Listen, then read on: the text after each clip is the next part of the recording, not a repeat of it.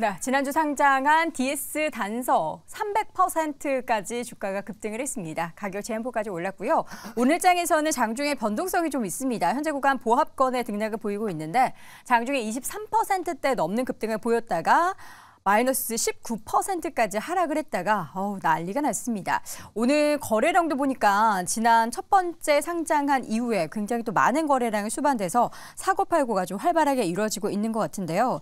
DS단석 데뷔발인 줄 알았는데 오늘 장중에 좀 상승했던 거 약간 개인 투자자들이 좀 사고팔고 단타를 많이 하는 것 같습니다. 네, 이거는 뭐 조금 더 주가 흐름은 봐야지 알 수 있겠는데요. 워낙 네. 매도 공방이 심하게 일어나고 있기 때문에 일단 그래도 뭐 상장 첫날 워낙 그 따따블까지 갔었기 때문에 단기간에 주가가 급등한 부담은 분명히 뭐 개인별로 있죠. 차이는 있지만 어쨌든 갖고 출발을 하고 있다 이렇게 보여집니다.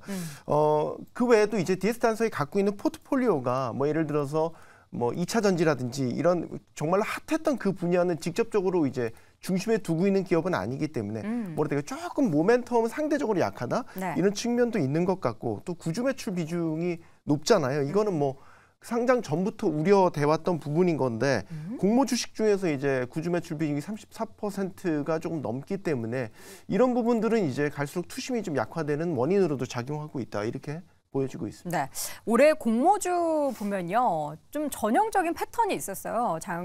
상장하고 나서 조금 안 좋으면은 그런 종목들이 다시금 상승을 해서 급등 랠리를 펼쳐 나가고 있습니다. 대표적인 종목이 제가 상장 당시 매도를 했던 두산 로보틱스. 네, 생각만 해도 눈시울이 붉어집니다. 팔아서 오른 겁니다. 감사합니다. 자, 내년 시장에 대한 공모주 시장 어떻게 좀 전망을 해볼 수 있을지 하창원 교수님, 내년에도 공모주 시장 좀 이렇게 연말에 뜨거웠던 것처럼 핫할까요? 연말만큼은 아니지만 그래도 뭐 저는 한동안은 유지가 되지 않을까 싶습니다. 그러니까 이제 사실 공모 밴드에서 이제 상한가 가는 그 기준 자체가 워낙 커졌잖아요. 네. 그러니까 지금 올해 사실 공모주에서 트레이딩 하신 분들은 아마 한박 웃음을 짓고 계실 거란 말이죠. 그러게요. 그 기조가 과연 단박에 끝날까? 저는 아니라고 봅니다. 게다가 이제 내년에도 사실 공모주 일정이 상당히 많은 상황이고 내년 1월만 하더라도 지금 벌써 한 5개가 있거든요. 오, 그렇게 많아요? 굉장히 많아요. 그러니까 하나, 둘, 셋, 넷, 한 8개 정도가 있네요. 그래서 코스닥이 좀 대부분이긴 하지만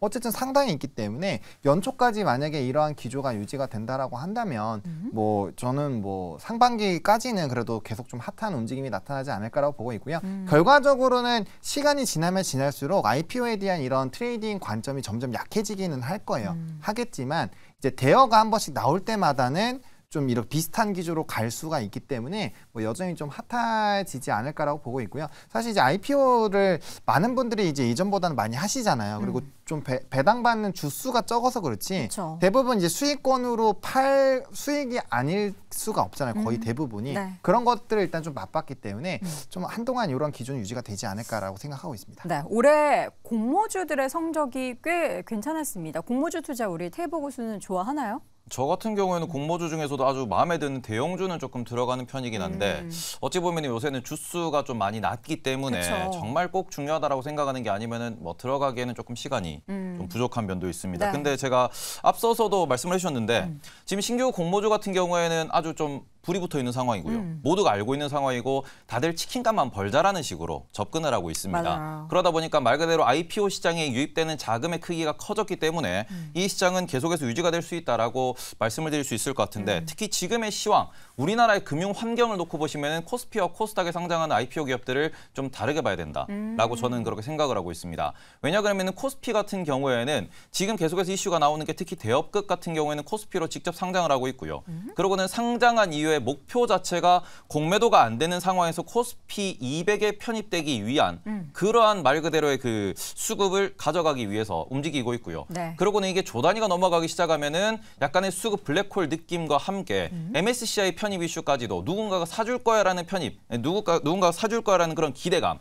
그리고는 국민연금이 산다라는 그런 이슈로 인해 가지고 주가가 빠지지 않고 오늘 같은 경우에는 DS단석 같은 경우에 장초에 많이 밀렸지만 결국 보합권으로 올라와 있거든요. 네. 이 부분은 여전히 단타 수요가 존재한다라고 볼 수 있습니다.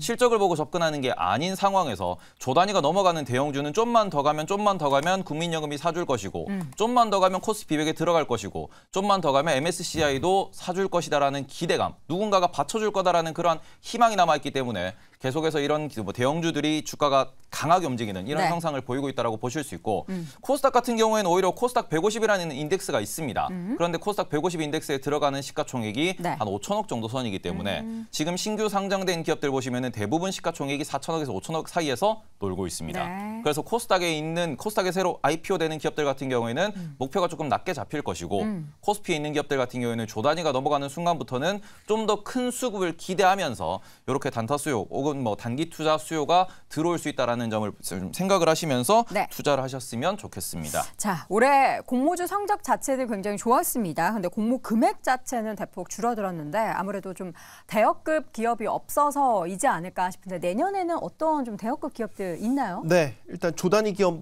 먼저 말씀드리면 HD 현대 마린 솔루션, 그다음에 엔카닷컴이 이제 상반기에 상장할 것으로 지금 예상이 되고요.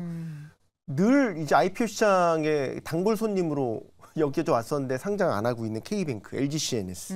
그다음에 또 주목할 게 이제 SK 뭐 친환경 관련 기업이죠. SK 에코플랜트 등도 내년에 이제 증시 상장 지금 입성이 도전할 것으로 지금 예상이 되고 있습니다. 네. 뭐 최근에는 이제 당장 내년은 아니지만 장기적으로 봤었을 때 토스 운영하는 비바 리퍼블리카 이런 것도 이제 잠재적인 IPO 매물로 이제 인식이 되고 있는데 네.